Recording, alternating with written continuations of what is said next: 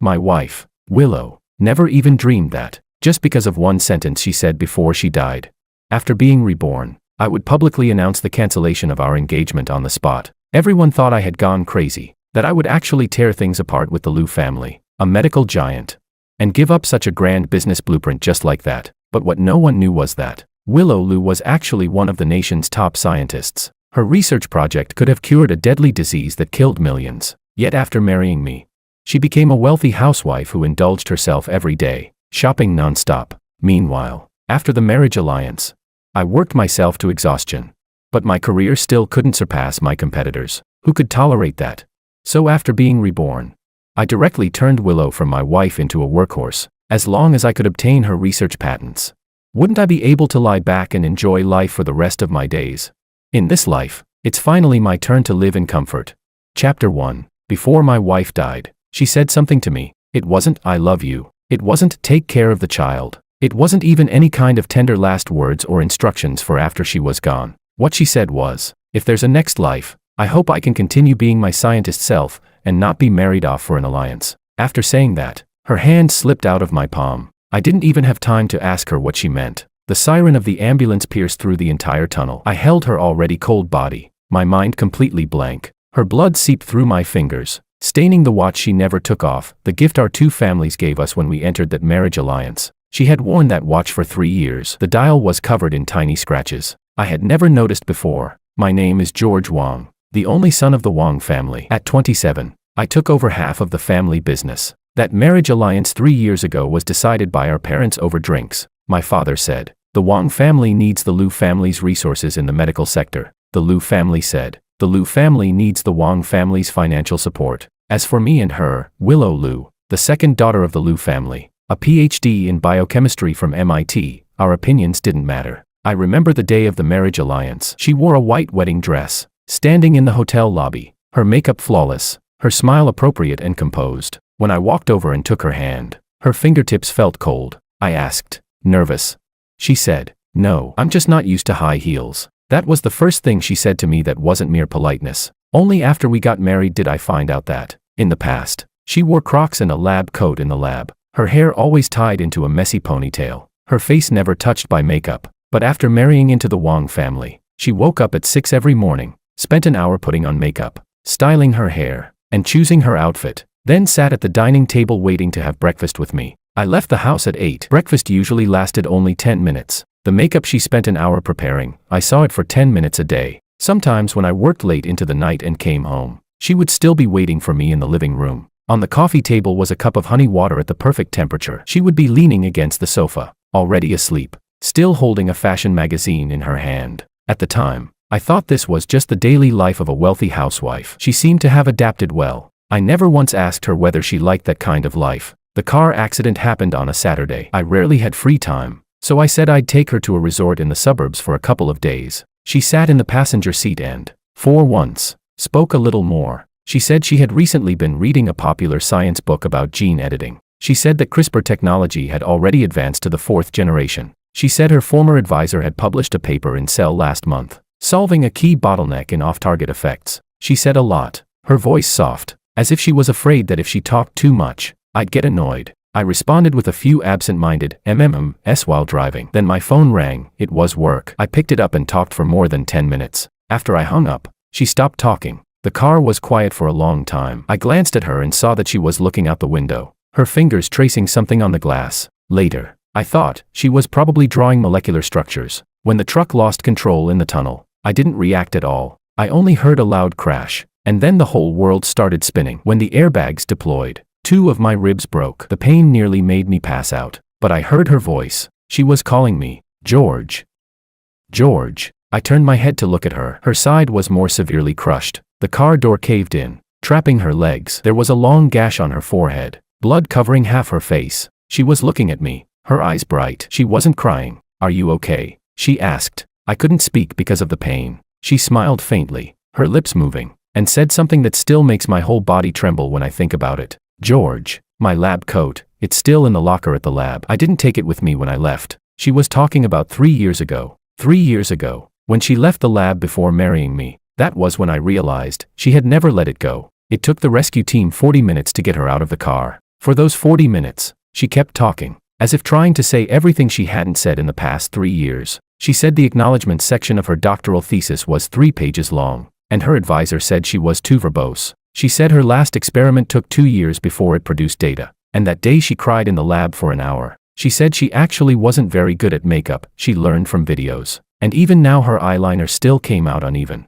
She said she woke up at 5:30 every morning because of habits she developed in the lab. She used to get up at that time to run gels. She also said, she didn't actually dislike me. She said, "You're a good person, George. It's just that neither of us chose this." That final line, "if there's a next life," was said in the ambulance. After that, she stopped breathing. Chapter 2. I lay in another ambulance, a broken rib piercing into my lung, making it hard to breathe. But there was only one thought in my mind. She said that if there was a next life, she didn't want to be married off for an alliance. She wanted to continue being her scientist self. She didn't mention me. She didn't say she hoped to meet me again in the next life. In her life plans, there had never been a place for me. When I closed my eyes, I heard the heart monitor draw out a long, flat line. Not hers, mine. I thought that when people died, everything simply ended. But when I opened my eyes again, what I saw was a crystal chandelier. It looked very familiar. It was the chandelier in the banquet hall of the Wang family's old mansion, imported from Italy, supposedly costing $3 million. When I was a child, I thought it was beautiful. When I grew up, I thought it was tacky. I looked down at myself, a tailored black suit, a red boutonniere pinned to my chest. Someone beside me pushed me. "George, what are you spacing out for? It's time to go on stage. The Liu family is already here." It was my father. His hair hadn't turned white yet. His back was straight. His spirit strong. This was him from 3 years ago. 3 years later, he would be hospitalized twice for a stroke and need help just to walk. I glanced down at my phone. The date on the screen read clearly, May 18, 2021, the day of the marriage alliance. I had returned to 3 years ago, returned to the day I was about to marry Willow. I stood behind the side door of the banquet hall, peering through the gap at the scene inside. The Liu family sat in the front row on the left, the Wang family on the right. A red carpet stretched down the middle aisle, leading to a main stage decorated with flowers and balloons. The host was warming up the crowd on stage, saying cliché lines about a perfect match and equal social standing. And Willow stood at the other end of the red carpet. She wore a white wedding dress, exactly as I remembered. Her hair was pinned up, revealing her slender neck. Her makeup was light, but it was clear she had put great effort into it. I would never have noticed such things before. I couldn't even remember what color clothes she wore each day. But now, standing behind that side door, I looked at that 23-year-old Willow, holding a bouquet, standing quietly, waiting for a man she had never truly known to come and take her hand. Her fingertips were cold. I remembered. I still remembered the temperature of her hand slipping out of my palm. "George, what are you dawdling for?" my father urged again, his tone already impatient. I took a deep breath, slipped my phone into my pocket, and straightened my tie. Then I pushed open the side door. Instead of walking toward the red carpet, I went straight to the main stage and took the microphone from the host. The entire hall fell silent. Everyone looked at me, including Willow. She lifted her head, a trace of confusion in her eyes, but more than that, polite expectation. She was waiting for her marriage alliance partner to say a few formal lines, then go through the motions and complete the process, becoming a wealthy family's wife. I held the microphone and looked at her. Then I said, "The wedding banquet is cancelled." The hall erupted in shock. My father shot to his feet, his face livid. My mother covered her mouth, disbelief written all over her face. The Liu family exchanged glances. Willow Liu's father, the current head of the Liu family, Hudson Liu, his expression darkened. Willow didn't move. She stood there, holding that bouquet of white flowers, looking at me. "George, do you even know what you're saying?" My father's voice squeezed out through clenched teeth. I knew it too well. 3 years ago, I didn't know what I was doing. I simply followed arrangements and completed a process. 3 years later, I finally understood that process had destroyed a scientist. I said, "The wedding is cancelled." I repeated, my voice calm. "I don't agree to this marriage alliance." Hudson stood up and looked at my father. "Brother Wang, is this the Wang family's position?"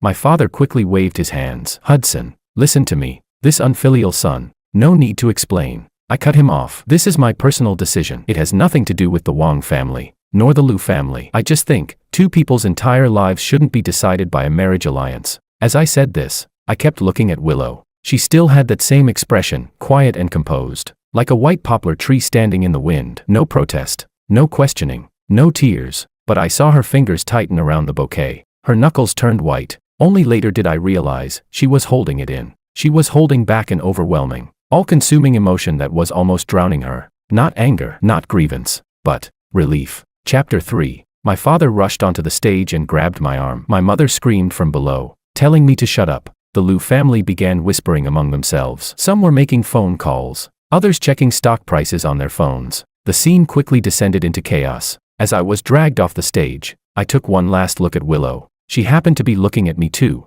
We locked eyes across the entire banquet hall for about 3 seconds. Then she lowered her head, placed the bouquet on the chair beside her, and turned to leave. Her walk was slightly awkward. She wasn't used to those high heels, but her back was straight, straighter than it had been at any point in the past 3 years. The news of the broken engagement exploded within our social circle. That very afternoon, the Wang family's stock price dropped by 3%. My father smashed 3 teacups in his study, cursing me as the most unfilial son the Wang family has ever had. My mother sat in the living room crying, saying I was immature, saying the Liu family had such great conditions. Willow was such a good girl, what more could I possibly be dissatisfied with? I wasn't dissatisfied with anything. I just didn't want to ruin her life a second time. My father slammed the table. Do you have any idea what the Liu family's medical resources mean to the Wang family?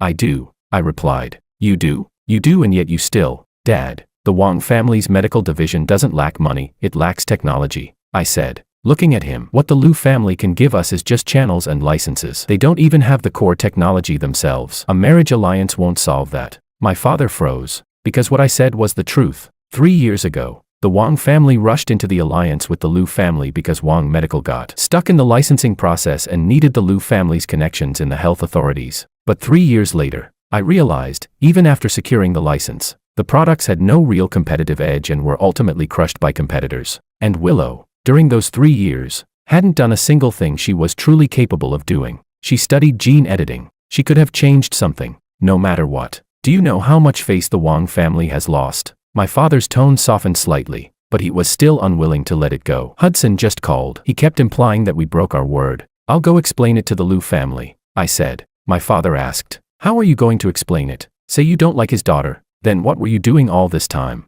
I didn't answer that question, because I couldn't tell him I had come back from 3 years in the future. I couldn't tell him that, in the version of life I had already lived, Willow died in the passenger seat of my car, and her last words were that she hoped not to be forced into a marriage alliance. Even if I told him, he wouldn't believe me. He would only think I had gone mad. The next day, I went to the Liu family. The Liu family's old residence was in the western part of the city, far more low-key than the Wang family's. 2 rows of ginkgo trees lined the courtyard. In autumn, the ground would be covered in golden leaves. When I went, it was May. The ginkgo leaves were still green, sunlight filtering through them, casting dappled shadows on the ground. The butler led me into the living room. Hudson sat in the main seat, his expression not very pleasant. George, about yesterday, shouldn't you give me an explanation? I bowed slightly. Uncle Liu, I'm sorry. Sorry is enough, he snorted. My daughter's lifelong matter, do you think this is a joke? It's not a joke, I said, lifting my head. Precisely because it isn't. I couldn't go through with that performance on stage. Hudson stared at me for a long time. He was a shrewd man, more ruthless in business than my father. He was evaluating me, judging whether I was telling the truth or making excuses. He asked, you don't like Willow? I've barely known her. I can't say whether I like her or not. Then why? I replied. Because I think she doesn't like me either. Hudson's expression changed. Not anger, but something far more complicated, like something he didn't want to face had just been exposed. He said, what makes you say that? I let out a quiet breath. Uncle Liu, Willow has a PhD from MIT in biochemistry, specializing in gene editing, I said, looking at him. Do you really think she would be happy marrying into the Wang family as a full-time housewife? Chapter 4. Silence. A long silence. Hudson picked up his teacup, took a sip, set it down, then picked it up again for another sip. She is a daughter of the Liu family, he said, his voice lowering. Some things aren't up to her, I know, I said. But if it's not up to her, it can be up to me. Hudson looked up. Marriage alliances involve 2 families, I continued. But calling it off, that's my decision alone. I'll take all the responsibility. I'll bear all the consequences. The Liu family won't have to suffer any losses. Everything Wang Corp promised in terms of resource allocation, I'll still honor it. What do you want? He asked. I don't want anything. Nothing. I only want one thing, I said. Let Willow go back to the lab. Hudson's hand trembled. A few drops of tea spilled from the cup, landing on the rosewood table and spreading into dark stains. He looked puzzled. She shouldn't be a full-time housewife, I said. She should be a scientist. The moment I finished speaking, I heard a faint sound behind me. like something falling to the ground. I turned around and saw Willow standing at the doorway of the living room. She was no longer wearing a wedding dress. Instead, she had changed into something simple, a white t-shirt, jeans, and a pair of canvas sneakers. Her hair was down, resting on her shoulders, and she wasn't wearing any makeup. This was her. This was the real her. A phone had fallen at her feet. She must have dropped it just now. She didn't pick it up. She just stood there, looking at me. Her eyes held many emotions: confusion, surprise, disbelief, and something subtle, like the tremor of being truly seen. "You," her voice was slightly hoarse. "What did you just say?" "I said you shouldn't be a full-time housewife." "Not that." The sentence after, "You should be a scientist." She froze. Her whole body seemed locked in place, standing motionless at the doorway. Sunlight streamed in from the window behind her, outlining her figure with a golden glow. Then I saw her eyes redden. She didn't cry. Her lips pressed tightly together, her chin trembling slightly, as she struggled to hold something back. After about 10 seconds, she took a deep breath, bent down to pick up her phone, and turned to leave. Without saying a single word, Hudson let out a sigh, leaning back into his chair and closing his eyes. This girl, when she went to the US to study 3 years ago, I promised her that after finishing her PhD, she could come back and enter a research institute, he said, his voice heavy with fatigue. But before her mother passed, she held my hand and told me to make sure Willow married into a good family. Her mother died of cancer, only 50. He opened his eyes and stared at the ceiling. I was afraid I wouldn't have much time left either. I wanted to see her settled before I die. I didn't speak, because I had no right to judge a father's decision. I only knew that decision had almost destroyed Willow. "Uncle Lou, a good destination doesn't have to be marriage," I said. "It can also be a microscope and a laboratory." Hudson looked at me for a long time. In the end, he waved his hand. "You should go. Let me think about this." I stood up and took my leave. When I walked out of the Lou residence, I paused beneath the ginkgo trees. The leaves rustled softly in the wind. Sunlight scattered across the ground. I thought of the last thing Willow said in the ambulance. "If there's a next life, I hope I can continue my research and not be forced into a marriage alliance. In this life, I'll give her that." Chapter 5. The broken engagement stayed in the public spotlight for about a week before it gradually died down. The internet's memory is shorter than a goldfish's. And gossip about a wealthy family's marriage alliance, people only watched it for entertainment. After 3 days of decline, the Wang family's stock price began to rebound. My father's expression shifted from livid to gloomy, and eventually to reluctant acceptance. He stopped scolding me, but he also stopped talking to me. My mother, on the other hand,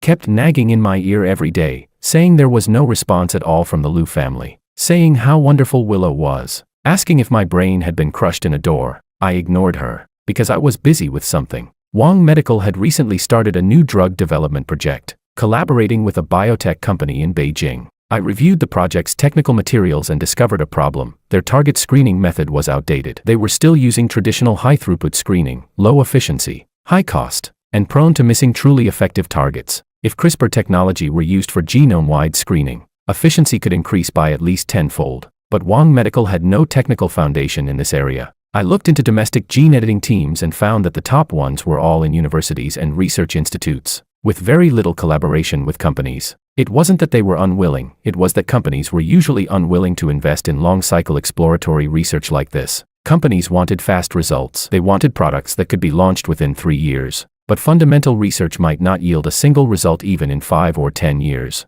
I took this proposal to the CEO of Wang Medical, a middle-aged man named Bradley. He was a long-time loyalist of the Wang family, having worked under my father for 20 years, steady, but conservative. "Mr. Wang, your idea is very good, but it's too forward-looking," Bradley said, adjusting his glasses. "CRISPR technology is still in the laboratory stage domestically. The risks of clinical application are too high, and we don't have prior experience in this field. If we rush into it and it fails, what if it succeeds?" I asked. "Success," he repeated. "If we can be the first to apply CRISPR technology to new drug development, the entire industry landscape will change," I said, sliding a document toward him. "These are the developments of several leading international companies. They're already doing it. If we don't act now, in 3 years, we won't even get a share of the leftovers." Bradley flipped through the materials and fell silent for a moment. "So what are you proposing?" "To build a gene editing laboratory," I said. "Recruit the best talent, offer the best conditions, and conduct the most cutting-edge research." "What's the budget?" I replied. 50 million. Initial phase. Bradley inhaled sharply. "Mr. Wang, that number, I know it's large," I said, standing up. "But Bradley, Wang Medical's revenue last year was 4 billion. With a net profit of 600 million, 50 million is just 1/12 of that. Using 1 year's profit to bet on the next decade, can't you do that calculation? Bradley fell silent. He was a smart man. He could do the math. He just didn't dare. Should we discuss this with Chairman Wang? He asked, referring to my father. No need, I said. I'm in charge of the medical division now. I have the authority. If anything goes wrong, I'll take responsibility. Bradley looked at me, then nodded. All right, I'll have HR start looking for candidates. No need, I said. I'll choose the candidates myself. I spent 3 days reviewing every gene editing team in the country. At several universities, I went through every principal investigator who had published high-impact papers. Every promising young scholar. I reviewed their resumes, publications, and research directions one by one. Then I saw a name, Willow. During her PhD at MIT, she published a paper in Nature Biotechnology on the miniaturization of the CRISPR-Cas12f system. This system's advantage was its small size, making it easier to deliver into the human body, a promising direction for next-generation gene therapy. In the acknowledgments of the paper, her doctoral advisor had written, Willow is one of the most talented students I have ever mentored. Her understanding of gene editing far exceeds her peers. I believe that after returning to the county, she will become a leading figure in this field. Chapter 6. I read that passage 3 times. Then I picked up the phone and dialed a number. It was the Liu family's landline. The one who answered was their housekeeper. I'm looking for Willow. May I ask who is calling? George. There was silence on the other end for several seconds. The housekeeper probably hadn't expected that the men who had called off the wedding on the spot would be calling to look for Willow. Please hold. About 2 minutes later, a voice came through. Hello. It was her. Her voice was soft, carrying a hint of caution, but no hostility. Willow. It's George. I know. Your name showed up on caller ID. For a moment, I didn't know what to say. In business, I could negotiate with anyone, no matter how difficult the opponent. I could handle it with ease. But now, listening to her quiet breathing on the other end of the line, I found myself unable to organize my thoughts. She asked, What do you want? I'd like to invite you to work at Wang Medical. Silence. A long, very long silence. What did you just say? She asked. Wang Medical is going to establish a gene editing laboratory. I need someone to lead it. You're joking, right? I'm not. George, you called off our wedding 2 weeks ago, and now you're calling to ask me to work at your company. There was disbelief in her voice. Do you really think that's appropriate?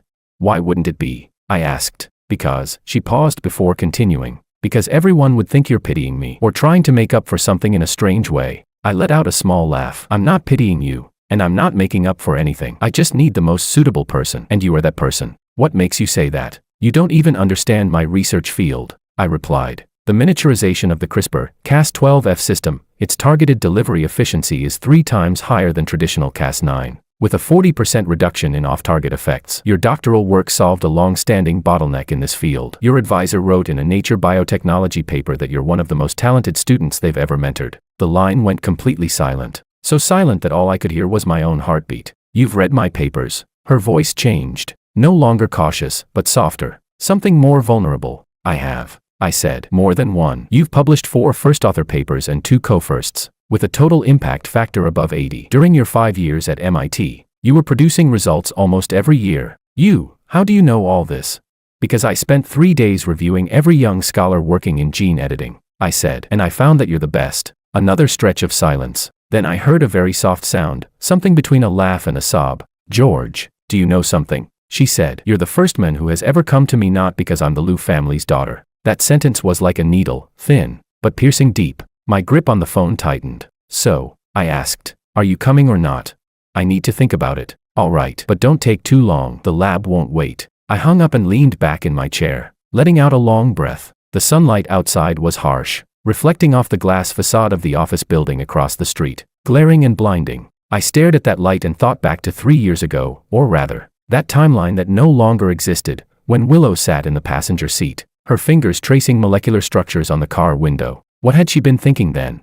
Maybe she was thinking that if she hadn't married me, she would be in a lab right now, wearing Crocs and a lab coat, observing cells under a microscope, or working through complex formulas on a whiteboard, instead of sitting in a car heading to a resort, forcing herself to find topics to talk about with a man who didn't love her. I buried my face in my hands. This time, it won't happen again, I told myself. Chapter 7. Willow didn't make me wait long. The very next day, she called me back. I'll come, she said, but I have conditions. Go ahead. First, the research direction of the lab is up to me. You can't interfere. Agreed. Second, I choose my own team. You don't get to place any connections or insiders. Agreed. Third, she paused. I don't want a higher salary than others, but I want equal treatment. I don't want any special privileges just because I'm the Liu family's daughter, or because of you. Agreed. You agreed way too quickly, she said. Aren't you going to ask what my research direction is? What if it doesn't align with Wang Medical's strategy?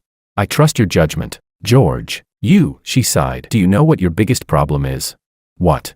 You trust people too easily. I almost laughed. I trust people too easily. In the business world, everyone said I was overly suspicious, too calculating, that I never gave my opponents any room in negotiations. And yet she said I trusted people too easily. Maybe it was because, in front of her, I didn't want to be that George, the one who navigated corporate warfare. I just wanted to be the person who could send her back to the lab. There's one more thing, I said. What?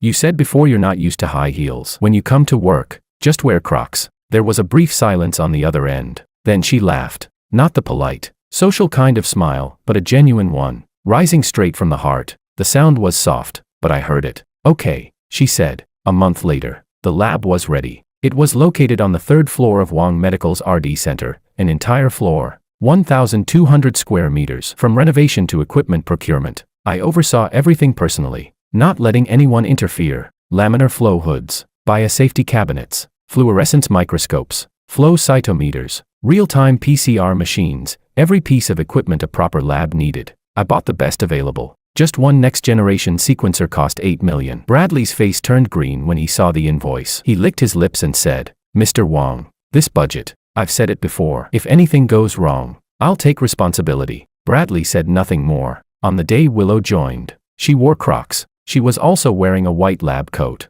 with an MIT emblem pinned to her chest. Her hair was tied into a high ponytail. She stood at the entrance of the lab, staring at the brand new equipment and the bright, spotless workbenches for a long time. What's wrong? Not satisfied? I asked. No. Her voice was slightly hoarse. George, can I ask you a question?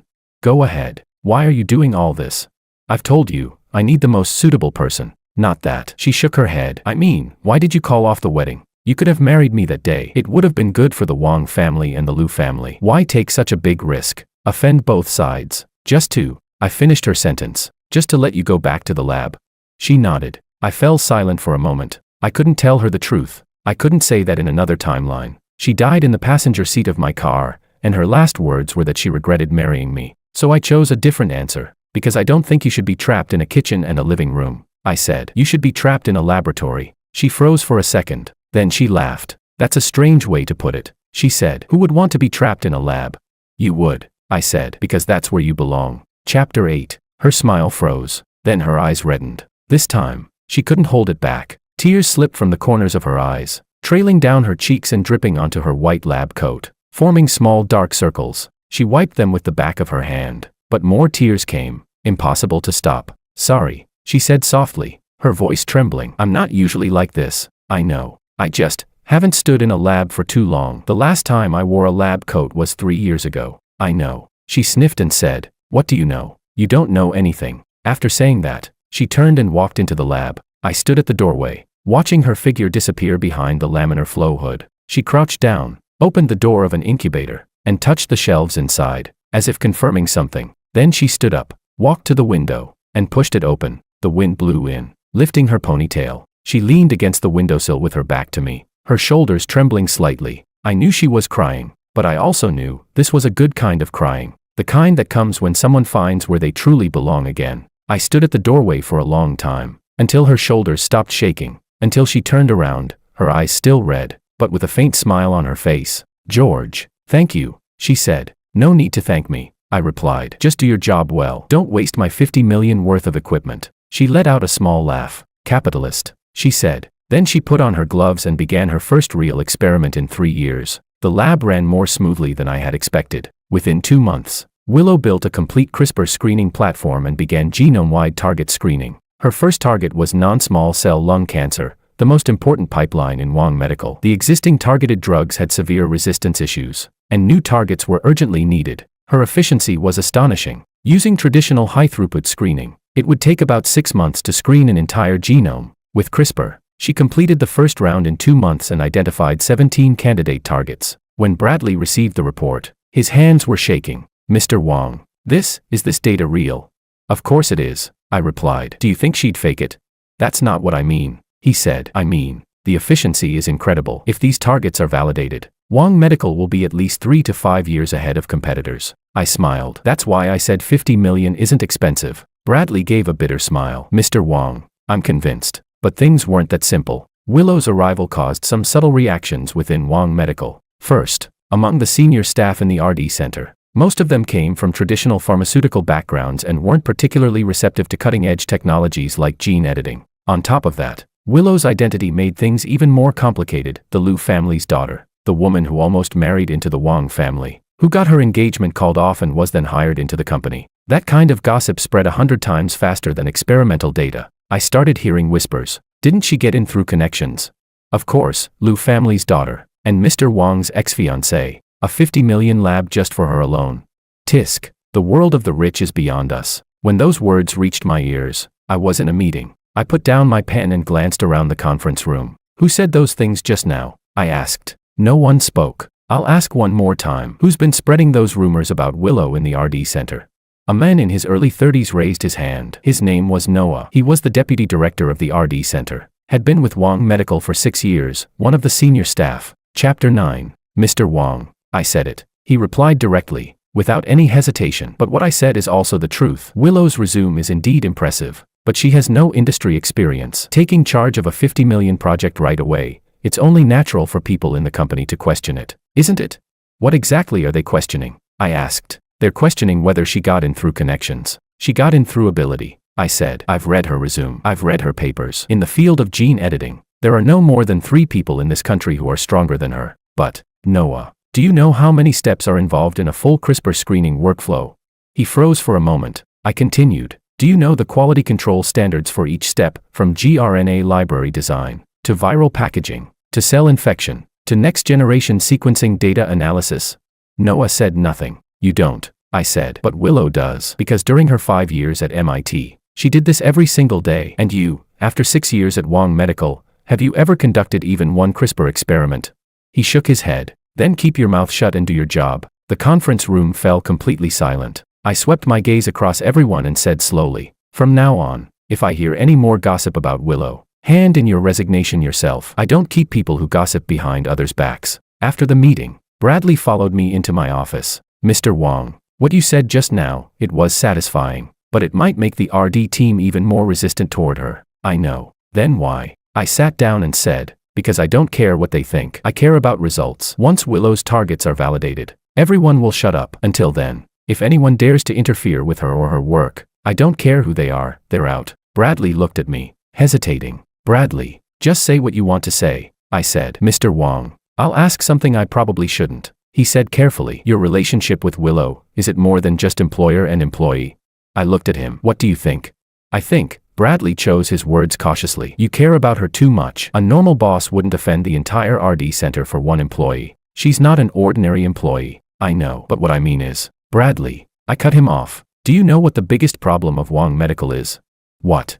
It's not a lack of money. It's not outdated technology. It's the lack of talent. For the past 20 years, we've been making generics and Me Too drugs. We've never dared to pursue true innovation because we never had truly top-tier scientists. Now that we finally have one, I'm going to protect her, so she can focus on her research. That's not because she's my ex-fiancée. It's because she is Wong Medical's future. Bradley was silent for a long time. Mr. Wong, what you said makes sense, he said as he stood up. But I still think, the way you care about her isn't just because she's a scientist. He didn't wait for my response before leaving. I sat in my office, staring out the window. Was Bradley right?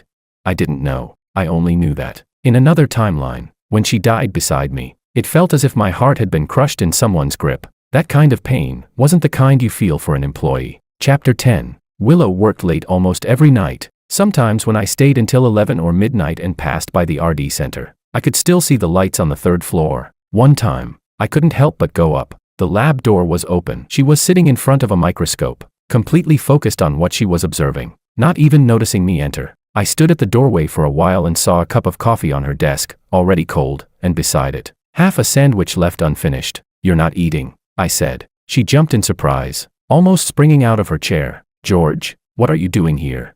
Working late. Just passing by. Oh, she rubbed her eyes. I'm checking the staining of these cells. The transfection efficiency isn't very good for this batch. I'm trying to figure out why. Do you know what time it is? She glanced at the clock on the wall. 11:30 already. That fast. You haven't had dinner. I have. She pointed at the half sandwich. That, right there. That's afternoon tea. For me, it counts as dinner. I looked at her tired but shining eyes and suddenly felt a pang in my chest. In another timeline, she spent an hour every day putting on makeup, then sat at the dining table waiting for me to eat breakfast for 10 minutes. All her energy and passion were spent maintaining the image of a wealthy housewife. And now, she sat in front of a microscope, her eyes bright like stars. This was her. Let's go. I'll take you to eat something, I said. No need. I still have an experiment. Willow, I interrupted. Your cells won't run away just because you eat a meal, but your stomach will break if you don't. She hesitated, then took off her gloves. Fine, but something quick. We went to a 24-hour convenience store near the company. She stood in front of the Odin counter for a long time before finally choosing fish balls, konjac noodles, and radish. Did you eat this when you were at MIT? I asked. Something like it. She took a bite of a fish ball. They have convenience stores there too, but the Odin isn't as good as this. People in our lab would often go out late at night to grab food together, eating while discussing data. As she spoke, her voice gradually softened. After I came back to China, I never went to a lab again. And later, I stopped thinking about it. Why stop thinking about it? Because thinking about it would hurt more. She finished the fish ball and took a sip of the soup. If you know the one thing you want most in life will never happen, then it's better not to think about it at all. I was silent for a moment before asking, what about now? Now, she looked at the cup of Odin in her hand and smiled faintly. Now I think, these fish balls are actually pretty good. When she smiled, there were faint lines at the corners of her eyes. Not the kind that come with aging, but traces left by someone who had spent long hours working under a microscope, overusing the muscles around her eyes. I had never noticed before, because before, the Willow I saw was always perfectly made up, always composed. But now, she wore no makeup, her hair slightly messy, her lab coat still stained with culture medium from yesterday, and yet, her smile was more real than it had ever been. George, she suddenly called. Yeah. I've been wanting to ask you, that day at the wedding, why did you suddenly call it off? I told you. She cut me off. You said it was because I shouldn't be a full-time housewife. But how did you know that? We didn't even know each other back then. You didn't even know my research field, you only looked up my papers afterward. So when you called it off, you didn't even know what I did, right? I froze. She was right. At the time I called off the wedding, I didn't know her research field. I only looked it up later. In that moment, the only thing driving me was her death, and her final words, in another timeline. But I couldn't say that. I guessed. I said, guessed.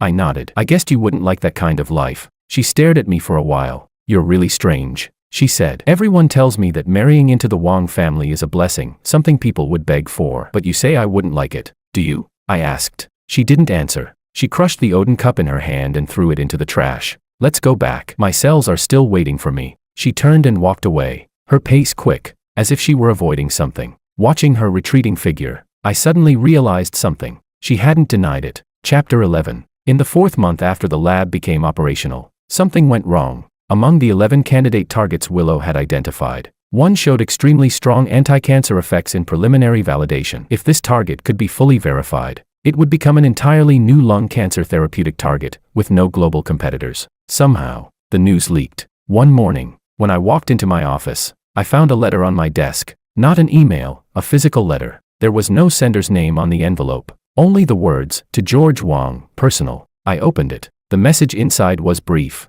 Mr. Wang, keep your people in check. Don't overreach. Some things are not for you to touch. I put the letter down and called the security department. Find out who placed this on my desk. Then I called Willow. Don't go to the lab today. Why? Someone might be watching you. Watching me. Why? Your target. There was a pause on the other end. You mean, someone doesn't want me to continue this research? Possibly. George, I can't just stop because of this. Her voice was calm, but firm. If this target is validated, it could change a lot of lives. I'm not going to give up because of a threatening letter. I'm not telling you to give up. I'm telling you to be careful. I am careful, but I'm also busy. I don't have time to play psychological games with people hiding in the shadows. She hung up. I stared at my phone for a long time before dialing another number. Sam, I need you to look into something. Sam was the Wang family security consultant, a former soldier, highly capable and sharp-minded. Mr. Wang, go ahead. Check if anyone has been asking about Wang Medical's RD pipeline recently, especially Willow's project. Got it. How soon do you need it? As soon as possible. 3 days later, Sam handed me a stack of documents. Found something. A biotech company called Medivara. Their RD direction overlaps heavily with Wong Medical's. They're also working on lung cancer targeted therapies. One of their core projects recently failed in phase 2 clinical trials, so they urgently need new targets to replenish their pipeline. So they've set their sights on Willow.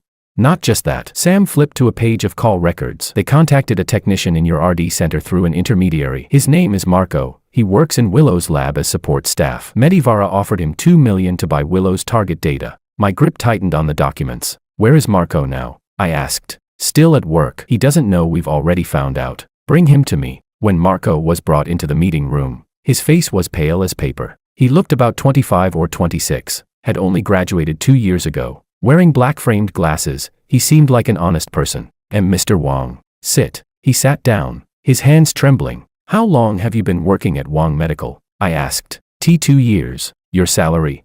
8,000 after tax. 8,000. I repeated with a nod. Medivara offering you $2 million. That's quite tempting. Marco's face turned even whiter. Mr. Wong. I didn't. I cut him off. I didn't say you've done anything yet. I tossed the documents onto the table. But you've been in contact with them. That's a fact. Marco opened his mouth but couldn't say anything. What did they ask you to do? I asked. Not much yet. They just told me to observe where Dr. Lu stores her data, whether there are backups, what the lab's security system is like. Did you tell them anything? No, absolutely not. Marco panicked. Mr. Wong, I was confused for a moment, but I really didn't tell them anything. I haven't agreed to anything. If you didn't agree, why are you still in contact with them? Chapter 12. Marco lowered his head and said nothing. I looked at him. My thoughts complicated. $2 million, for someone who had only been working for 2 years, was an astronomical sum. He might never save that much money in his entire life. His salary was only $8,000, and half of it would go to rent in the city. I had no right to judge his choice, but I also couldn't tolerate any threat to Willow. Marco, I'll give you 2 options, I said. First, you resign voluntarily, and I won't pursue this. Second, I hand this over to legal, and you can prepare for a lawsuit. Marco looked up, his eyes red. Mr. Wong, can I stay? I really know I was wrong. No, I said. Not because you're disloyal, but because I can't trust it. Today someone offers $2 million for data. Tomorrow it might be $5 million. You might resist once, but not necessarily twice. This isn't your fault. It's about the price. But I can't allow someone who might be swayed by a price tag to remain in her lab. Marco started crying. He cried quietly, tears sliding down his face without a sound. Mr. Wong, I'm sorry. He stood up and bowed. Dr. Lu is a good person. She treated me well, taught me a lot. I'm really sorry to her. You can tell her that yourself. Marco froze for a moment, then nodded. After he left, I sat in the meeting room for a long time without moving. I thought about one question. If Marco had actually leaked the data to Medivara, what would happen to Willow? Would she break down? Would she feel that all her efforts had been for nothing? Would she regret coming to Wong Medical? I didn't know, but I knew one thing. I wouldn't let that happen. I picked up the phone and called the security department. From today onward, the floor where Willow's lab is located will have 24-hour surveillance. All personnel entering or exiting must use both access cards and fingerprint verification. All data must have dual encrypted backups. Without Willow's authorization, no one, including me, can access the original data. Mr. Wong, that level of clearance, the highest level, I said. Higher than mine. Understood. After hanging up, I went to the RD center. The lights on the 3rd floor were still on. Willow sat in front of the microscope, her back to the door, completely unaware of my presence. Her ponytail had slipped to one side. The sleeves of her lab coat were rolled above her elbows, revealing slender forearms. Her fingers were pale, joints defined, the kind of hands that had worn gloves for years. I stood at the doorway for a while, not going in. Then I turned and left. When I reached the elevator, I heard the sound of a door opening behind me. George? I turned around and saw her standing at the lab entrance, one hand holding the doorframe. How long have you been here? She asked. Just arrived. Do you need something? No, you're lying, she said. Every time something's on your mind, your walking pace slows down. You stood at the door for at least 3 minutes just now, but you didn't come in. That means you had something to say, but didn't know how. I froze. The way she observed people was completely different from everyone else. She didn't look at your expression, your tone, or your body language. She looked at the speed of your steps, because in a lab, a person's state could be seen from their rhythm of movement. When anxious, they walk fast. When discouraged, they slow down. When hesitant, they stop and start. That was how a scientist observed the world. Chapter 13. I asked, you know about Marco? I do. Her expression didn't change. He came to apologize to me just now. Are you angry? I am, she said, but more than that, I'm disappointed. Disappointed about what? That a young man with a good future almost ruined it for 2 million. She leaned against the doorframe. He's technically strong and learns quickly. If he worked steadily, in 3 to 5 years his value would far exceed 2 million. But he can't see that far. You've forgiven him. She nodded. Everyone makes mistakes. What matters is whether they realize where they went wrong. You're not worried he'll do it again? He won't, she said. He cried hard. When someone truly realizes their mistake, the way they cry is different. After saying that, she glanced at me. You too. Your walking pace gave you away. What are you worried about? I was silent for a moment. I'm worried about you, I said. What about me? That this might make you lose confidence in doing research. She smiled. George, you're very sharp in business, but you really don't understand scientists. What do you mean? Scientists deal with failure every single day, she said. Failed experiments, failed data, rejected papers, rejected grants, being questioned, being scooped. We struggle through all of it constantly. A threatening letter, a technician trying to steal data, those don't even amount to 1% of a failed experiment for me. She looked at me, her eyes bright. Do you know what my worst experience at MIT was? What? I worked on an experiment for 2 years, only to find out in the end that the primers were designed wrong. 2 years of data, completely useless. I cried in the lab for an entire hour that day, but the next morning, I still got up at 6, redesigned the primers, and started over from scratch. She spoke calmly, as if telling someone else's story. So, George, you don't need to worry about me, she said. I'm much stronger than you think. After that, she turned back into the lab and closed the door. I stood in the hallway, staring at the closed door, and suddenly felt a little ridiculous. I had always thought I was protecting her, but in reality, she didn't need my protection at all. What she needed was simply a place where she could do her research, and I gave her that. That was enough. Chapter 14. In the 5th month, Willow's target validation entered a critical stage. She narrowed it down to 3 of the most promising candidates and began functional validation. This phase required a massive amount of cell and animal experiments. The workload was enormous. She recruited 2 assistants. One was a girl named Clara, a master's graduate from the Chinese Academy of Sciences with a background in cell biology. The other was a boy named Gideon, a PhD from Fudan specializing in bioinformatics. The 3 of them practically lived in the lab, sometimes working for 36 hours straight. Sometimes when I came by late at night, I would see the 3 of them gathered around a microscope, their heads close together, like 3 children observing some fascinating insect. You don't sleep? I asked. We did, Clara replied without even looking up. Dr. Lou has us on shifts, 4 hours each. Then it's your turn to sleep now. I'm not tired. This cell phenotype is too beautiful. I want to look at it a bit longer. I looked toward Willow. She was standing in front of a whiteboard, holding a marker, drawing a very complex signaling pathway diagram. Her lips were slightly dry, and there were deep dark circles under her eyes, but her energy was high. Willow. What? She replied without turning around. When was the last time you slept? Yesterday. What time yesterday? 4 in the afternoon. It was already 10 at night the next day. She hadn't slept for 30 hours. I walked over and took the marker from her hand. She frowned. What are you doing? Go to sleep. I haven't finished drawing. The whiteboard won't run away. The pathway diagram won't run away. But you might collapse. I won't collapse. Willow. I looked into her eyes. Your hands are shaking. She lowered her head and looked at her hands. They were indeed trembling. A subtle tremor from prolonged lack of sleep. She was silent for a moment, then sighed. Fine, but I'll only sleep 4 hours. 6, 5. Deal. She took off her lab coat and hung it over the back of a chair, then walked to a folding bed in the corner of the lab and lay down. She had prepared it herself, for nights when it got too late to go home. I covered her with a blanket. George, what is it? You were right. Her voice was already drowsy. The whiteboard won't run away. But if I don't wake up, remember to wake me. I will. She closed her eyes and fell asleep within 10 seconds. I stood beside the folding bed, looking down at her sleeping face. Her eyelashes were long, casting a soft shadow beneath her eyes. Her lips were slightly parted, her breathing light and even. One hand rested outside the blanket, her fingers slightly curled, as if still holding something. A pipette. She was probably still doing experiments in her dreams. I gently tucked her hand back under the blanket and turned to leave. When I reached the door, I heard her murmur something in her sleep. Her voice was soft, indistinct, but I heard it clearly. Primers, annealing temperature, lower it by 2 degrees. I smiled, and then my nose stung a little. Chapter 15. In the 7th month, Willow's target validation was completed. The results were even better than she had expected. The target, codenamed TGT-17, demonstrated extremely strong anti-tumor effects in both in vitro and in vivo experiments. After knocking down its expression using siRNA,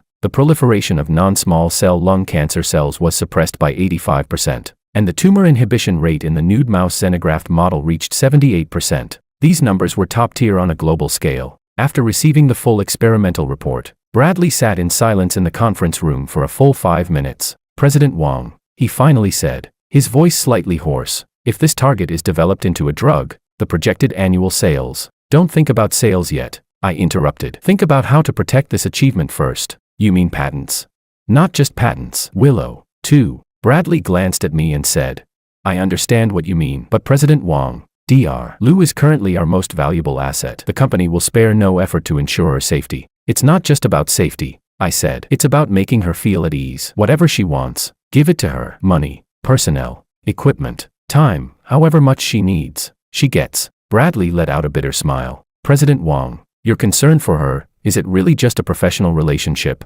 I didn't answer, because I didn't know the answer myself anymore. That evening, Willow invited me to dinner. Not a formal business banquet, but a simple setup of takeout dishes in a small meeting room next to her lab. Clara and Gideon were there too. All three of them had an unmistakable look of relief and excitement on their faces. President Wang, come, sit, Clara said as she pulled out a chair for me. Today Dr. Liu is treating, so don't hold back. I looked at the spread on the table: pickled fish stew, spicy boiled beef, mapo tofu, dry fried green beans, all of it spicy. You like spicy food? I asked Willow. When I was in Boston, spicy dishes were what I missed the most. I thought scientists usually eat pretty light, I said. That's a stereotype. She picked up a slice of spicy boiled beef. Everyone in our lab can handle spice. When the pressure gets intense, spicy food is the most direct way to decompress. I thought of another timeline, where she ate those refined, delicately plated Huaiyang dishes at the Wang residence. Every dish was mild, no chili at all, because a wealthy family's wife was expected to eat for health and elegance. She had probably never truly eaten her fill. Come,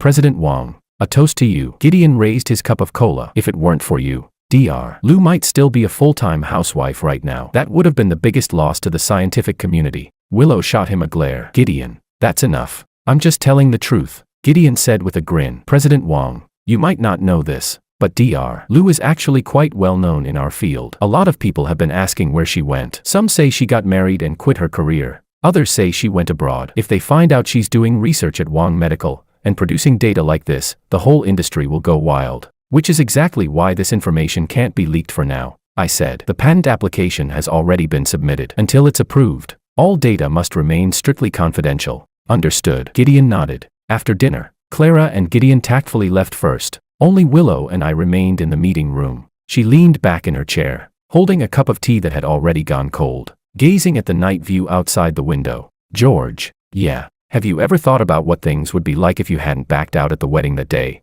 I had thought about it. Far too much. In the version I had already lived through, we got married. She became a full-time housewife for 3 years, waking up at 6 every morning to put on makeup, staying up late every night just to hand me a cup of honey water. She was never happy. In the end, she died in the passenger seat of my car, and before she died, she said she regretted marrying me, but I couldn't say any of that. Chapter 16. I haven't. I lied. She said, I have. What have you thought about? I asked. I've thought about what I'd be doing right now if I had actually married you. What would you be doing? Probably learning how to cook new dishes. She smiled faintly. My mom used to tell me that marrying into a wealthy family, the most important thing isn't your education or your abilities, it's your cooking skills. Because if you want to win a man's heart, you have to win his stomach first. Do you believe that?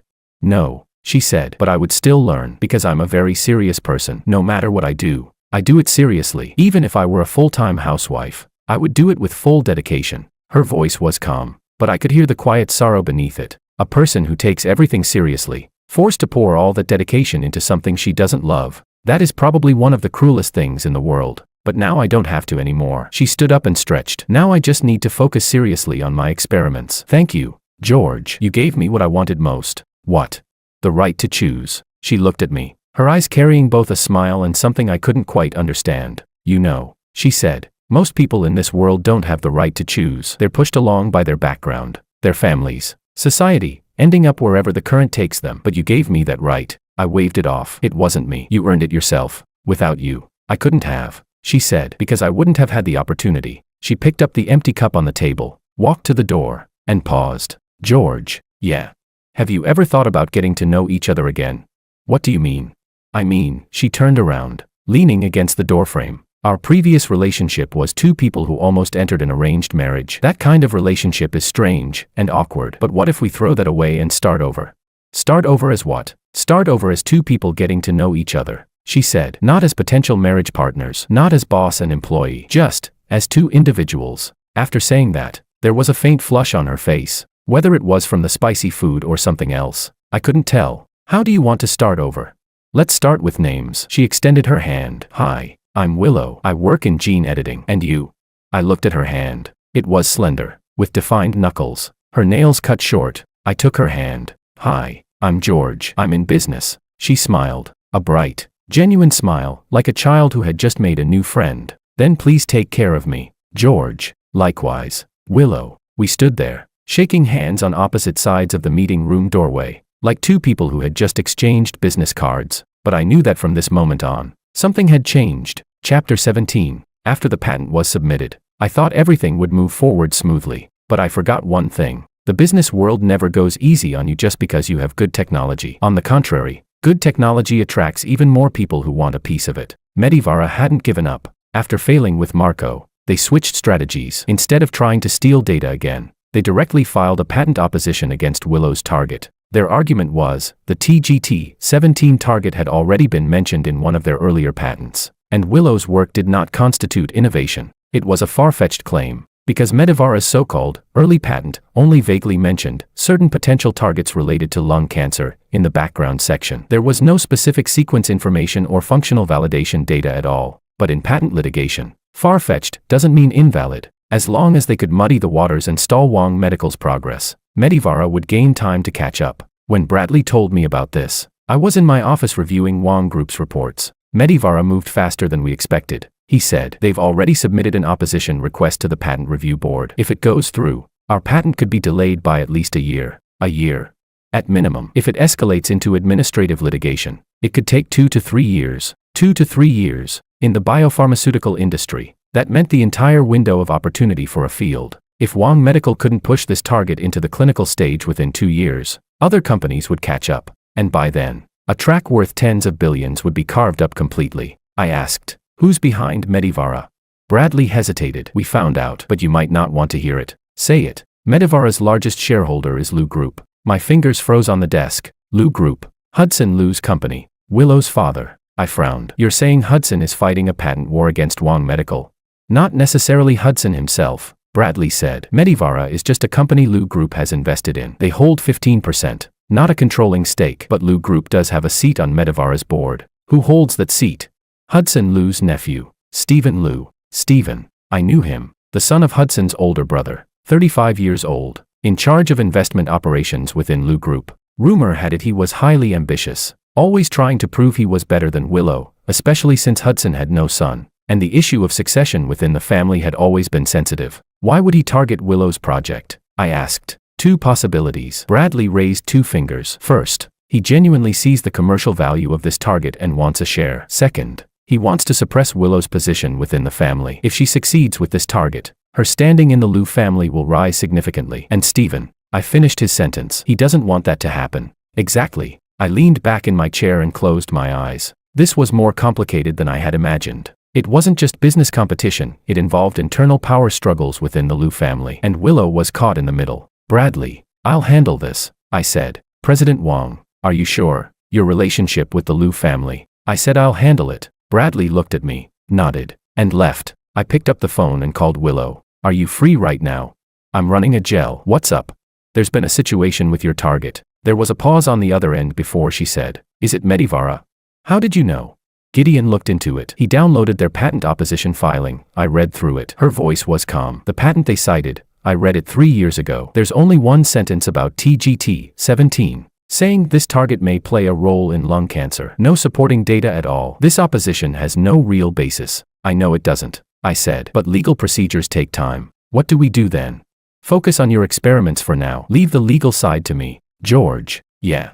Thank you. No need. Just do your work well. She let out a small laugh and hung up. But I wasn't as relaxed as she was, because I knew Stephen wasn't the kind of person who would give up easily. If the patent opposition failed, he would definitely resort to other methods. I needed to start planning ahead. Chapter 18. I arranged to meet Stephen Liu. The location was a cafe near his company. He arrived 20 minutes late, dressed in a tailored suit, his hair perfectly styled, carrying an air of deliberately crafted composure as he walked over. "President Wang, long time no see," he said with a smile as he sat down. "The last time we met was at your wedding." "Oh wait, the one that never actually happened." He was testing me, using the broken engagement to provoke a reaction. I didn't take the bait. "President Liu, I want to talk about Medivara." "Medivara?" He feigned confusion. "What about Medivara?"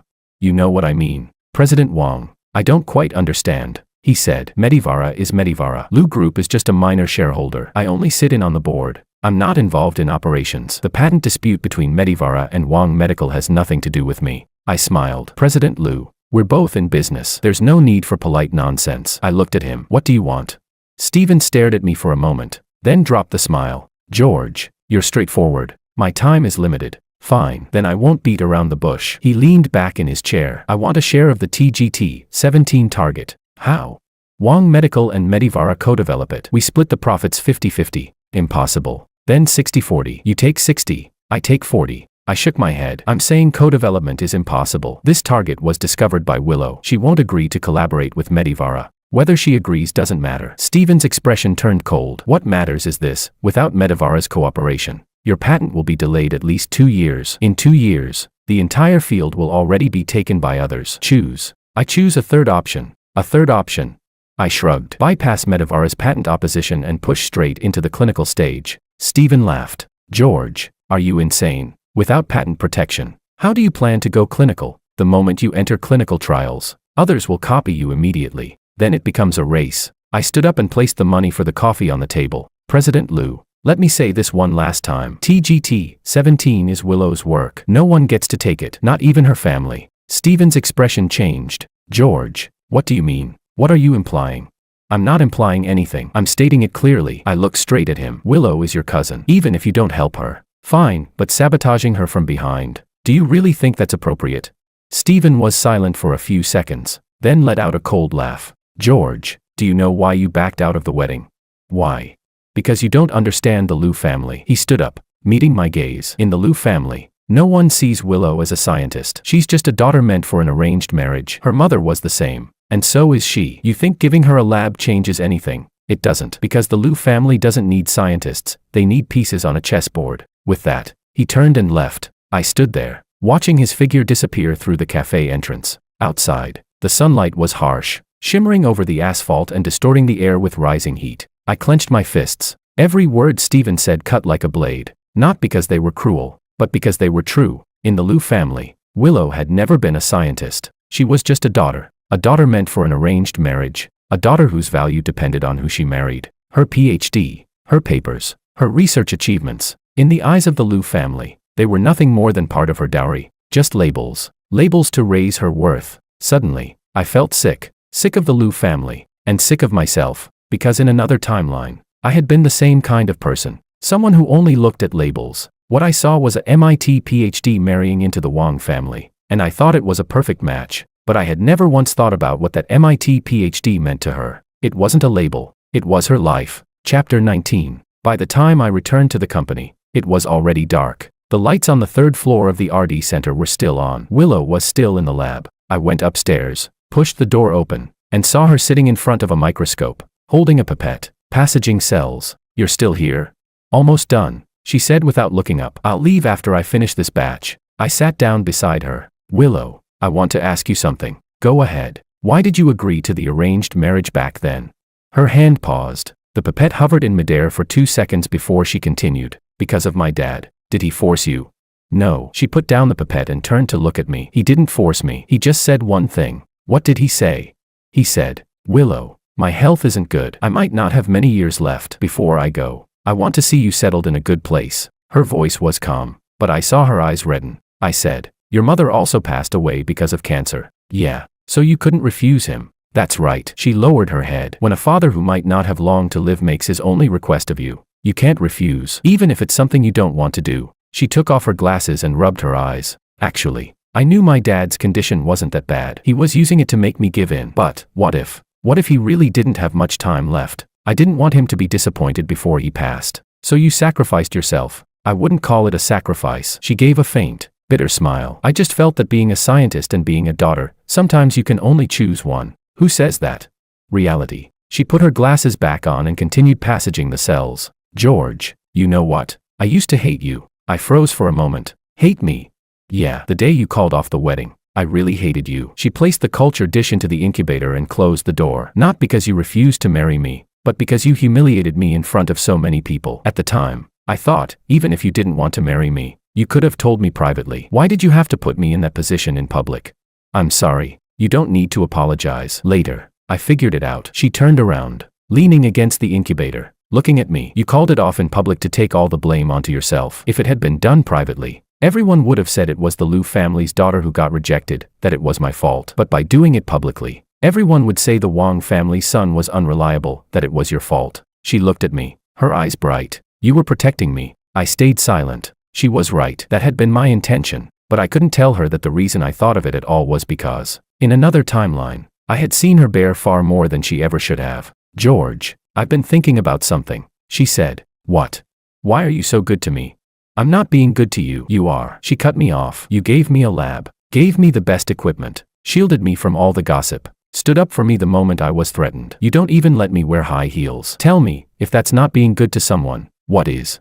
She walked up to me, standing very close. I could smell the faint scent of disinfectant on her. George, she looked straight into my eyes. Do you like me? Chapter 20. The question came too suddenly. I suddenly felt my heartbeat accelerate, my breathing becoming a little difficult. Not because I was nervous, but because I didn't know the answer. Did I like her?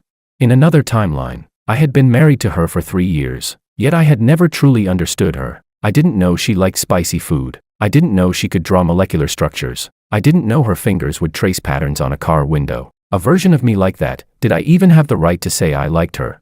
I don't know, I said. She froze for a moment. You don't know?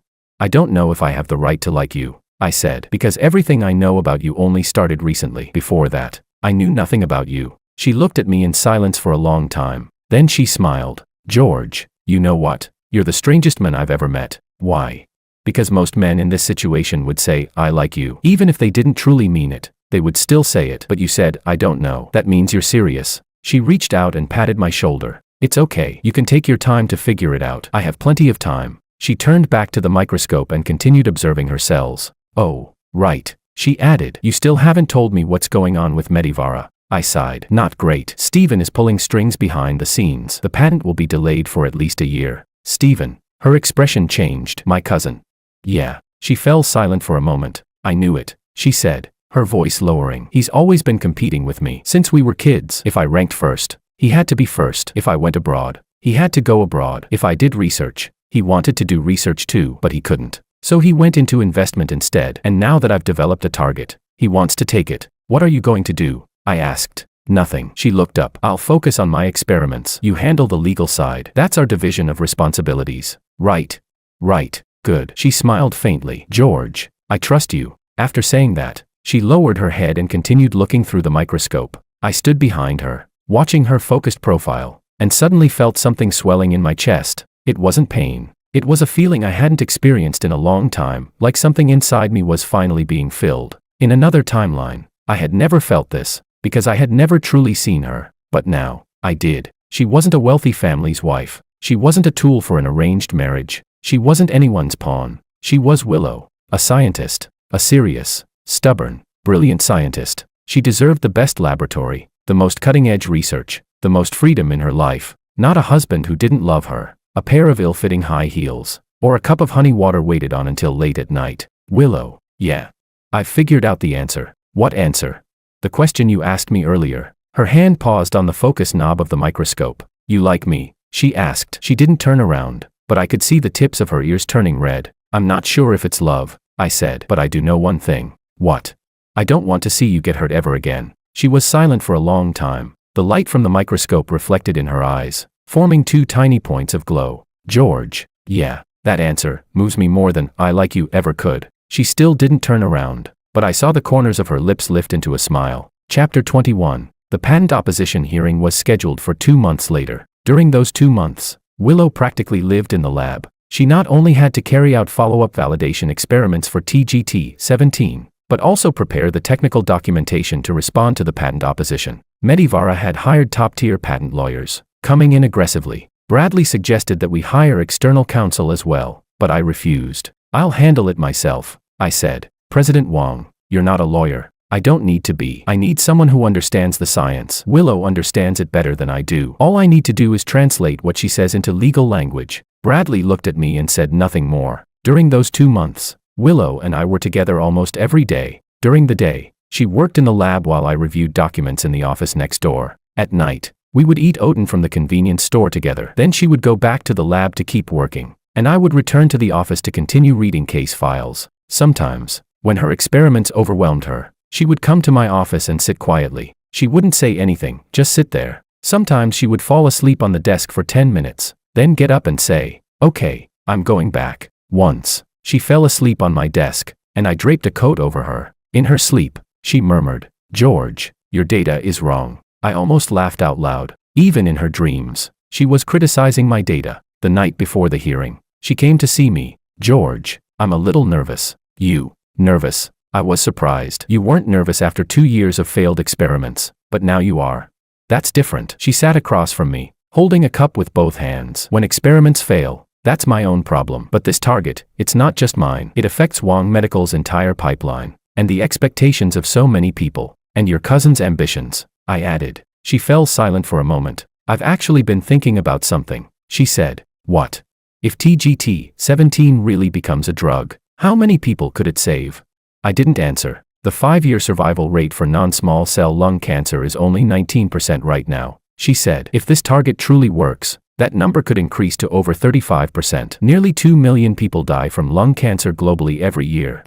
She didn't finish, because she started crying. Not the kind of breakdown where someone sobs uncontrollably, just quiet tears rolling down her cheeks, and she didn't even wipe them away. "Willow, I'm fine," she sniffed. "I just feel like what I've been doing finally matters." I smiled. "What you did before mattered too." "No." She shook her head. "At MIT, I was doing basic research, publishing papers, securing grants, mentoring students. But those studies are too far from clinical application. It might take 10 or 20 years before they translate. But TGT-17 is different. It might actually save people." She looked up, her eyes red, but bright. "George, thank you. Without you, I would never have had this opportunity. I've told you, no need to thank me. Just do your work well." She glared at me. "Can't you say something else? You say that every time. What do you want me to say?" I asked. "For example," she hesitated, then said, "You could say something like, 'I'm proud of you.'" I was silent for a moment. "Willow, I'm proud of you." She froze. Then her face turned red. You're way too direct," she said. I shrugged. "You asked me to say it. Just because I asked doesn't mean you had to say it. Aren't you usually good at refusing people? In front of you, I can't refuse." She looked at me, her eyes shimmering with moisture, and a hint of laughter. "George, you're really unfair." "What do you mean?" "I mean," she lowered her head, her voice very soft. "Every time you say things like that, my heart starts racing." The office was quiet, so quiet that I could hear my own heartbeat. It was racing too. "Willow, yeah. After the hearing, there's something I want to tell you." She looked up at me. "What is it?" "I'll tell you after it's over." She stared at me for a moment, then smiled. "All right, I'll wait." She stood up, walked to the door, then turned back to look at me. "George, yeah.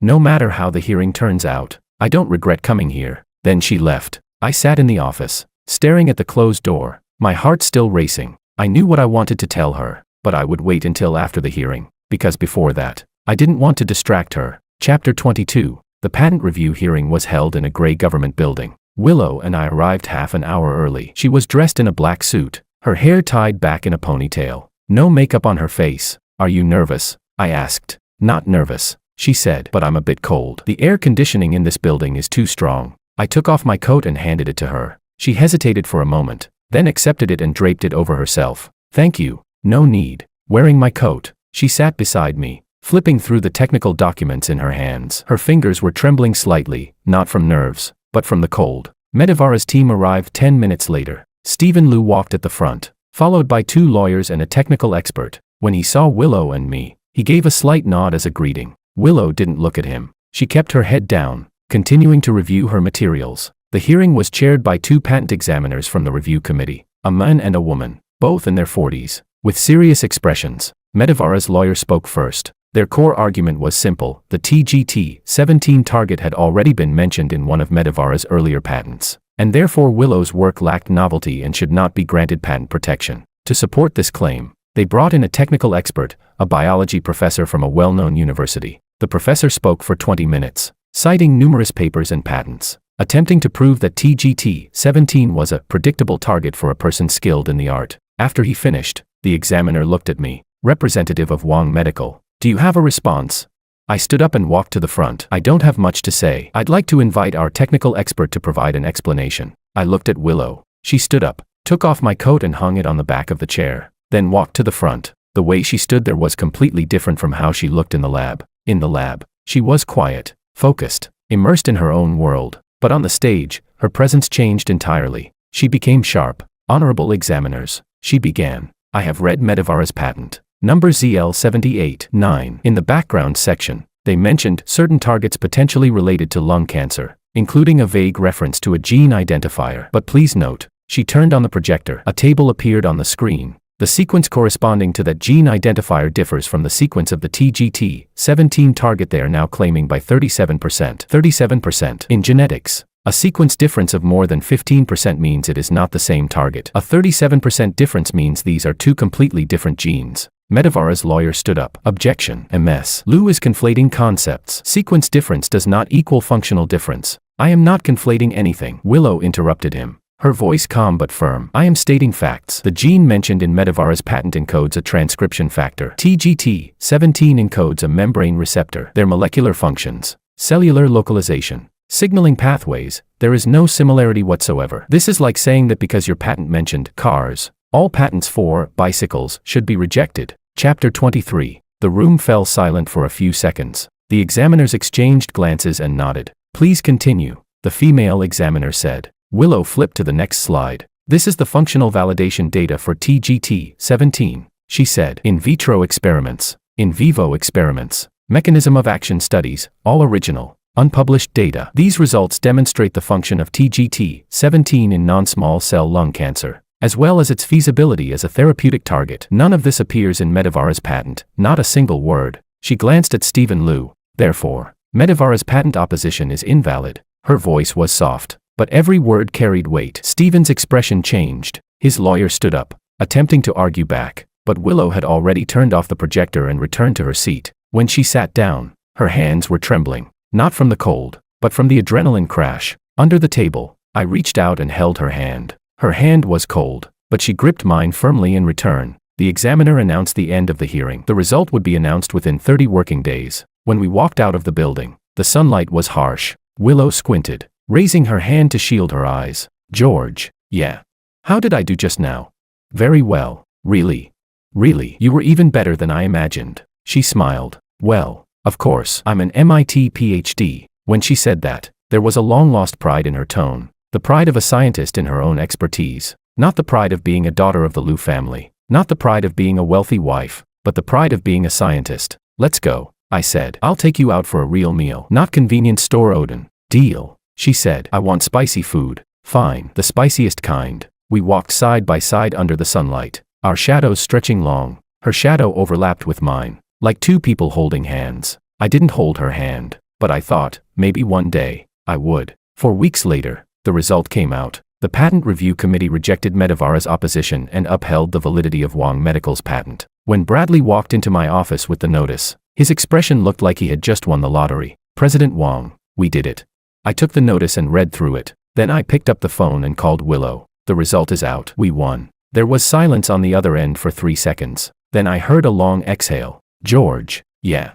I feel like crying." "Then cry." "But I'm still in the lab. Clara and Gideon are here." "Then go to the meeting room and cry." "No one's there." She let out a small laugh, her voice trembling with tears. "You're really bad at comforting people." "I know, but I tried." "All right, I'm hanging up. I'm going to cry for a bit." She hung up. I put down the phone and looked out the window. The sunlight was bright. I thought of what she had said before she died in another timeline. If there's a next life, I hope I can keep being a scientist, without being pushed into an arranged marriage. In this life, she didn't need a next one, because she already had it. Chapter 24. That night, I took Willow out to dinner. Not convenience store Odin, and not spicy takeout either. It was a quiet restaurant on an old street in the eastern part of the city. with only 6 tables, serving fusion cuisine. Willow wore a white shirt, her hair down, no makeup. This place is pretty hard to find, she said, looking around. How did you know about it? A friend recommended it. In truth, it was Bradley. He said this was where he took his wife on dates, good atmosphere, great food, and most importantly, quiet, suitable for important conversations. You seem a little different today, she said, looking at me. Is something going on? Didn't I say before, after the hearing, I had something I wanted to tell you? Oh, right. She put down her chopsticks. What is it? I took a deep breath. Willow, there's something I want to tell you. It might sound unbelievable, but I hope you'll let me finish. What is it? Do you believe in a next life? She froze for a moment. A next life? Or being reborn? Do you believe a person can live their life over again? She looked at me, her expression turning serious. George, what are you talking about? I'm saying, I looked straight at her. I've already lived through one life. In that life, we got married. Silence. A long silence. She put down her chopsticks, folded her hands on the table, and looked at me. Go on. In that life, we entered an arranged marriage. You were a full-time housewife for 3 years. You woke up at 6 every morning to put on makeup, and stayed up late every night waiting for me. You weren't happy, but I didn't know, because I never cared about you. Her expression changed. Not shock, something deeper, more complicated. And then, she asked, then one day, we were driving to go on vacation. There was a car accident in a tunnel. My voice faltered, because the memory was too vivid. The long cut across her forehead, blood covering half her face, the warmth of her hand slipping from mine, the flat line stretching across the heart monitor. What happened to me? Her voice was very soft. You didn't make it. Silence. The restaurant was quiet, with only the faint clinking of cutlery from another table. Before you died, you said something to me. I continued. You said, if there's a next life, I hope I can keep being a scientist, and not be forced into an arranged marriage. Willow's eyes turned red. She didn't cry, but her lips trembled. So, her voice was slightly hoarse. So that's why you called off the wedding. That's why you built a lab for me. That's why you've been so good to me. Yes, because you owe me. No, I shook my head. Not because I owe you. Because I realized your worth. What worth? You're a scientist. You shouldn't be trapped in a kitchen or a living room. You belong in a lab, doing what you're good at, what you love, doing things that can change the world. She lowered her head, tears falling onto the table. George, you know what? She looked up again, her face wet with tears, but she was smiling. I always felt there was a reason you treated me so well. I just never imagined it was this. Do you believe me? I asked. I do, she said, because otherwise, none of your actions make sense. How could someone as calculating as you in business suddenly treat a complete stranger so well for no reason? Chapter 25. She wiped her tears with the back of her hand. And also what? And also, in that story you just told, the sentence I said before I died, if there's a next life, I hope I can keep being a scientist and not be forced into an arranged marriage. That's exactly something I would say. She looked at me, her eyes bright, because that's what I truly think. From the moment I agreed to the arranged marriage, that thought has been in my mind. I just never said it out loud. Willow, don't speak yet. She interrupted me. It's my turn now. She took a deep breath. George, in that version I never experienced. We got married. I wasn't happy, and neither were you. I was a scientist trapped in a mansion, and you were a businessman married to a woman you didn't love. We were draining each other, but in this version, you gave me a lab, and I gave you a target potentially worth hundreds of billions. We elevate each other. She paused. And also, her face turned red, and also, I've started to like you. Those words were like a stone dropped into still water. I could hear my own heartbeat, not because of the lab, not because of the target, not because of any exchange of benefits, she said, but because you're the kind of person who goes to a convenience store late at night to buy me Odin. You're the kind of person who helps me work out signaling pathways on my whiteboard. You're the kind of person who puts a blanket over me when I fall asleep. You're someone who truly sees me. Tears rolled down her face again. At MIT, everyone looked at my papers, my data, my impact factor. After I returned to the Liu family, everyone looked at my marriage value, my arranged match, my dowry. No one ever looked at me, but you did. You noticed I don't like wearing high heels. You noticed the way I draw molecular structures. You noticed me muttering in my sleep about lowering the annealing temperature by 2 degrees. You saw that Willow is a scientist. She stood up and walked over to me. George, I don't know if this is love, but I do know that if there's someone in this world worth loving, it's you. She extended her hand, just like that day in the meeting room. Hello, my name is Willow. I work in gene editing. I like you. What about you? I looked at her hand. These hands had performed countless experiments, held pipettes countless times, drawn endless signaling pathways. In another timeline, these same hands had worn a wedding ring, holding a cup of honey water, waiting in the living room for a man who never came home. But now, these hands were free. I took her hand. This time, not as arranged marriage partners, not as boss and employee, but as two people. Hello, my name is George. I'm in business. I like you too. She smiled, a bright smile, tears still on her face. You said it too. I nodded. Yeah. So you liked me before? Maybe. I wasn't sure, but now I am. When did you realize? When you fell asleep in front of the microscope. You said in your dream, lower the primer annealing temperature by 2 degrees. That's when I knew. Her face turned red. You were eavesdropping on my sleep talk. You said it yourself. That doesn't count. George, you're really unfair. You said that before. Then I'll say it again. She smiled, pulled her hand out of mine, and then, she hugged me. Her head rested on my shoulder, her hair brushing against my neck, slightly ticklish. She was thin. I could feel her shoulder blades against my chest, but I could also feel her heartbeat, fast, just like mine. George, her voice was muffled against my shoulder. Yeah. I wish we had met earlier. It's not too late now, I said. She tightened her arms around me. It's not too late. Chapter 26. The news that we were together caused an uproar between the two families. My mother was the first to call. Her voice was trembling with excitement. George, you and Willow are together. I knew it. I knew something was off when you called off the wedding. Did you already like her back then? Why didn't you say anything? You made me worry for so long. Mom, calm down. I can't calm down. I'm going to call Willow. I'm going to invite her to dinner. I'm going to. Mom. All right. I'll calm down, but you must bring her home for dinner this weekend. No excuses. My father's reaction was more complicated. He called me into his study, closed the door, and stayed silent for a long time. George, you and Willow, are you serious? Yes. Back when you called off the wedding, was it because of this? No, I didn't even know her then. Then why did you call it off? I shrugged. Because I figured she wouldn't like that kind of life. My father looked at me for a long time. You've always been hard to understand, he said. But everything you do ends up being right. Last time, when you said you wanted to build a gene editing lab, I disagreed, but you pushed through anyway. And now, that target is making headlines in the financial news. Wang Medical's stock price has gone up 15%. He paused, then added. So this time, I won't stop you either. But remember one thing. What? Willow is a good woman. Don't let her down. I won't. On Hudson's side, the reaction was unexpected. He didn't call to scold me, nor did he call to congratulate us. He simply sent Willow a message on WeChat. Just a few words. Do your best, kid. When Willow showed me that message, her eyes turned red. This is the first time he's called me kid, she said. Before, he always called me Willow. What's the difference between Willow and kid?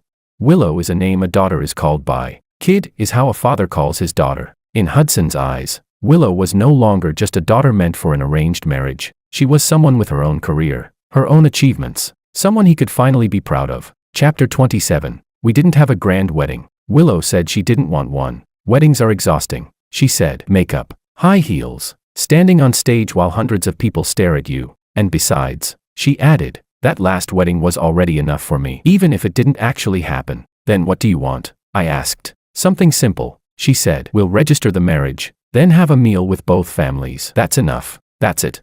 That's it. Don't you feel like you're missing out?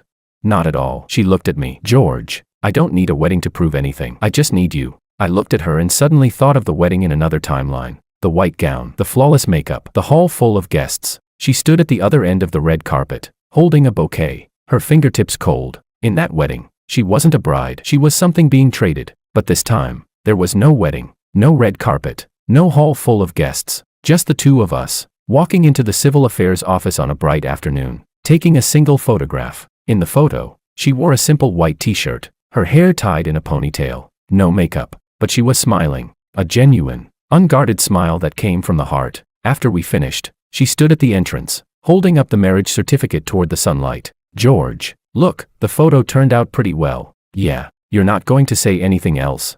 Like what?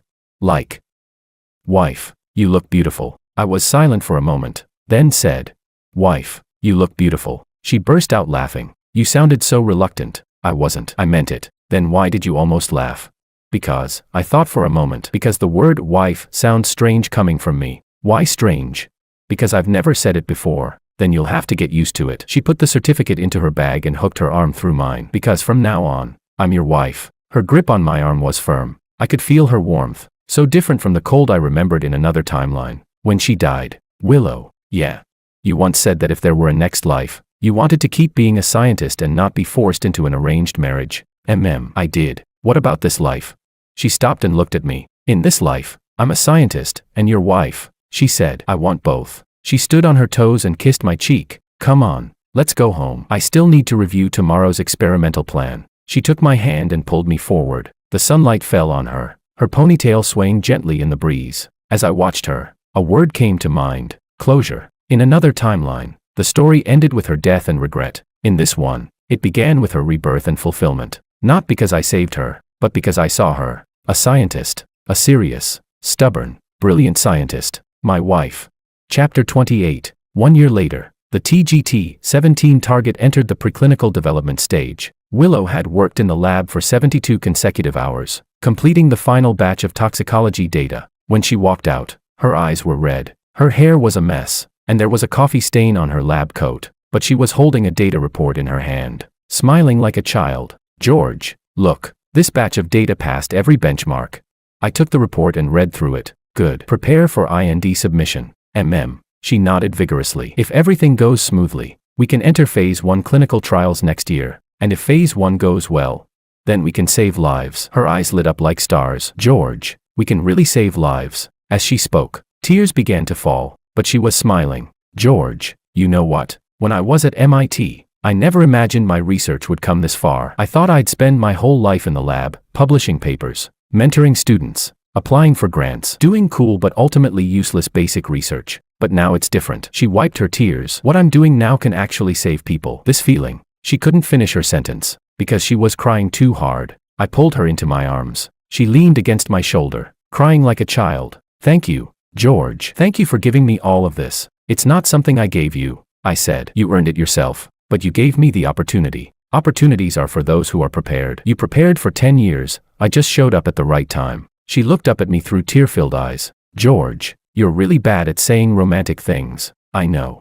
but everything you say still makes me want to cry. Then cry. I'm not crying anymore. She wiped her face. I still have cells to check. I haven't finished today's passaging. She broke free from my arms and ran back into the lab. At the door, she stopped, turned back, and looked at me. George, yeah. In the next life, I still want to be a scientist. And the arranged marriage?